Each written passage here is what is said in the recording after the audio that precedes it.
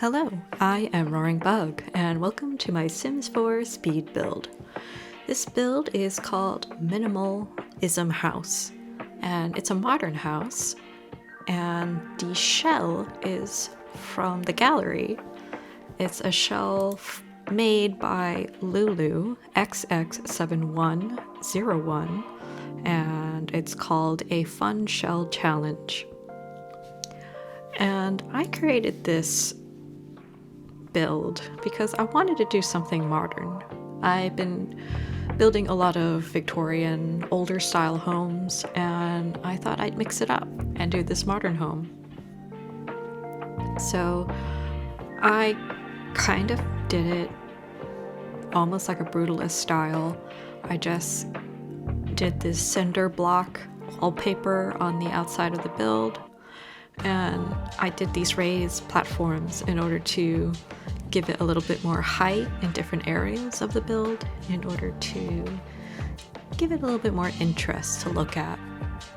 And I added this black trim around the build in order, again, to add more interest so that it wouldn't look so much like a plain box and have a little bit more to it. So I'm just right now adding these full-length windows, and both floors are medium height. And I just, like I said, kept it really simple. And I'm just moving around the windows because I wanted that one tile window to be on the inside closest to the door. And I didn't want full-length windows everywhere in the house, so I use these smaller windows, but I put them on the top portion of the wall just so that there'd be some privacy, because you don't want to live in a glass house, because then your Sims will have absolutely no privacy. So this is when I decided to do away with platforms and to use half walls, so that I can have this little trim on the top of the platform area. And I also made it black, and I used the gravel wallpaper.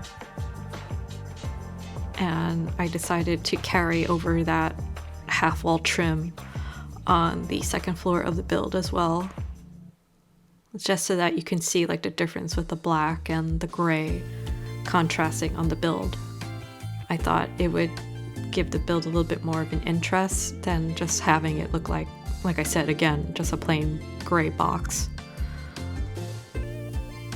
But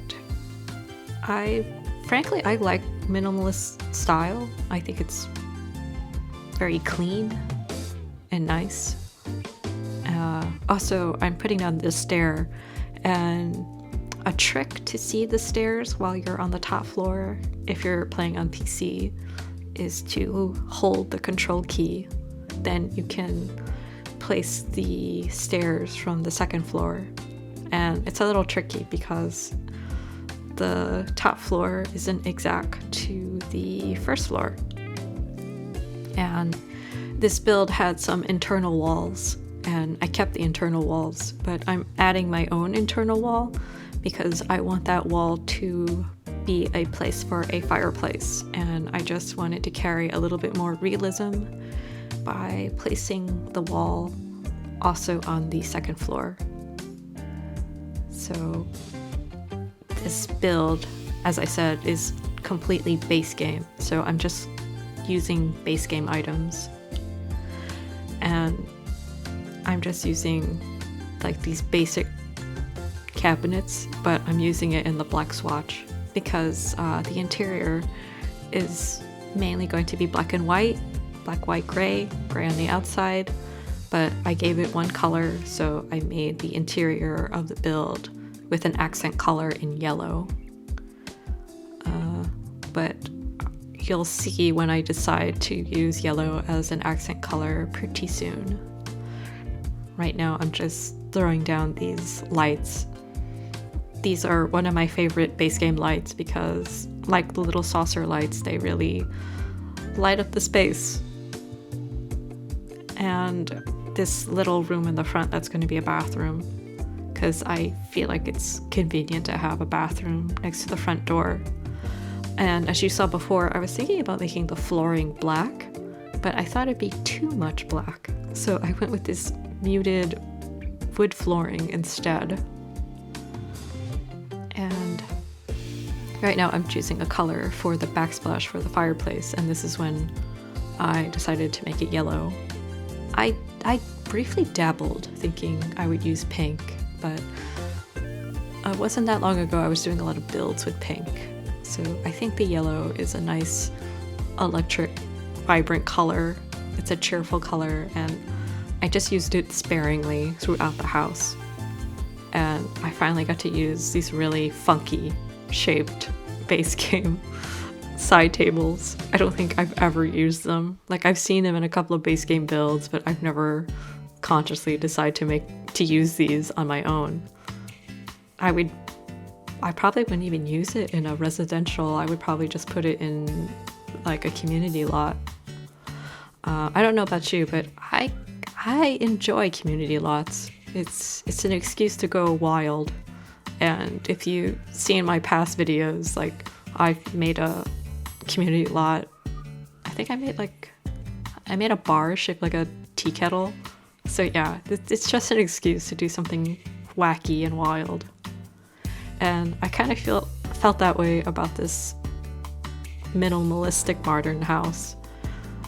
And like, I think the color is really eye-catching and different, like I said, from the other houses I've been making. Because, like I said, I've been doing a lot of Victorians. And I like Victorians. They're a challenge unto themselves, but sometimes it's nice to scale it back and just do these really, really minimalistic looking builds.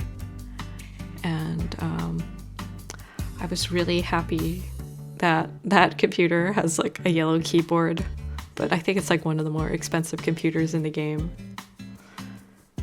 And I put this rug to quarantine that area for the dining area, and I think it came out really nice. And I tried really hard to put like the Andy Warhol llama paintings, but I don't think I use any of them. Like, I think they're really cool, but I don't know.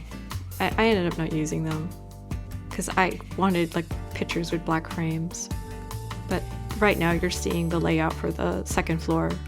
It's kind of funky because, like I said, there's like internal walls. There was one internal wall, and then I added my own internal wall for the fireplace. So I ended up with this shape.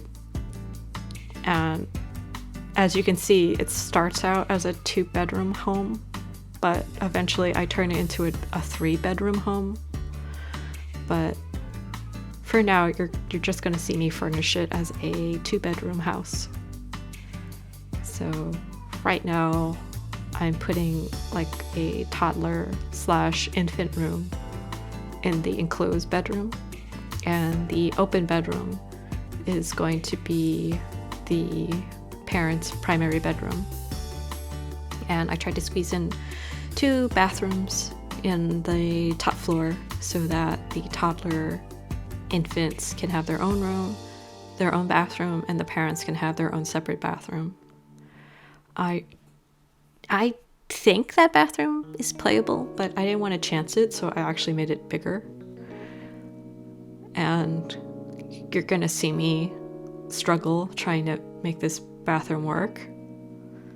I think that works fine. Yeah, I think that works. And then I changed the orientation of the bed because it seemed kind of awkward on that wall. And I put a shower tub combo in the kids' bedroom because I think like the toddlers and infants, they need bathtubs anyway for gameplay. You saw me spin around that sink because I was like, you're very close to the tub, sink. Can you fit next to this bathtub? And I think it can because I'm furnishing with move objects off. and it didn't light up, so it didn't say it was intersecting, so I think that does work. And now I'm just furnishing these bedrooms, and it's basically trying to fit the toddler items in this room. And now you're seeing the struggle with me fighting to put this curtain on this window, and the struggle is so real. So if you ever run into this problem trying to fit a curtain and it doesn't fit, you have to put move objects on and then hit the Alt key on your keyboard, and then you can freely place an object on the wall. And in order to make sure it doesn't clip, I had to remove that smaller window out of the way so it doesn't snap onto it. It's so much work just to put these curtains, because there is no curtain that will fit that one tile window. And I thought about putting curtains on those higher up windows in the kitchen, but I thought it'd be overkill and it would make the room too dark. And this is when I realized that anyone off the street could see right into this bathroom. So I put 2 rows of Venetian blinds in the bathroom downstairs. And now this is when I decided I'm going to turn these into 2 bedrooms. So these are going to be 2 smaller bedrooms. So the older kid is going to get the bigger room and the infant's going to get the smaller room. Frankly, I don't think it's a problem, because I've done a little bit of the gameplay with infants and they don't really need much, because they don't really do much until they can start like raising their motor skills. So having that really tiny bedroom is perfectly fine. That is more than enough space. They just basically need the crib. And if you play with infants, you know you're probably going to just put like those travel cribs in the main room downstairs, because infants can't climb stairs, and your parent sim is probably going to spend most of their time in the first floor anyway doing skill building. And this is when I realized I put this painting way too high. No child can see it, so I put it down. And this is when I decided to put down some plants, because nothing makes a build more cheerful than adding some houseplants. So I just put a little bit of houseplants everywhere here, just a little bit. I put like 3 plants here, and like I said, it's all Basegame. And I just put a little plant on the desk. And now I'm moving on to the exterior. So I recently got into using this floor tile because it's a little tricky to use, because if you are not placing it in the same way as the other tiles, you can see right here, it doesn't match up. What I should have done is a bird's eye view and just put basically tile everywhere and then delete where I didn't want it. But yeah, this is me making my life harder, trying to put down these tiles in the right place. And the end result, I think, looks really nice. And this is when I got rid of those Andy Warhol style paintings, and I put a painting with the black frame because I thought it fit more with this build. So I put the musical cats, and I put a sliding door for the backyard. So in the backyard, I figure your sim, I feel realistically you wouldn't want to step on grass, so that's why I'm breaking over more of that concrete tiling, and I put a pool in the back, and I enclosed the yard with a plain white fence. And again, this is all Basegame. And I wanted to enclose this front yard so that your random sims won't walk into the house, into the backyard, because they will do that. I once had an open backyard and a sim I didn't know just decided to use my pool. So yeah, just closing it up and switching to landscaping from debug. So debug items are all free, and I've had these nice big old bushlings, and I was like, yeah, I'm gonna use these really tall bushes because they look like opulence. So I was like, yes, I'm gonna just size these down so they're not too big. And I'm pretty sure like it's just really sparse landscaping, but yeah, I just put lights in the pool, a barbecue, a gate, so your Sims can go into the backyard directly if they wanted to. And I use half tiles in order to make space for that weird bush with the balls. I feel like this is the build for that bush. It doesn't fit every build, but I feel like it works here. So I think it's a nice contrast because the house is very angular and the plants are very like organic and round. And I think that's a nice contrast. And I'm just putting these little outdoor spotlights around the outside of the house and sizing up that bush so it looks more like a tree. And I think it looks nice. It's like really manicured. And I put a telescope outside and a bench.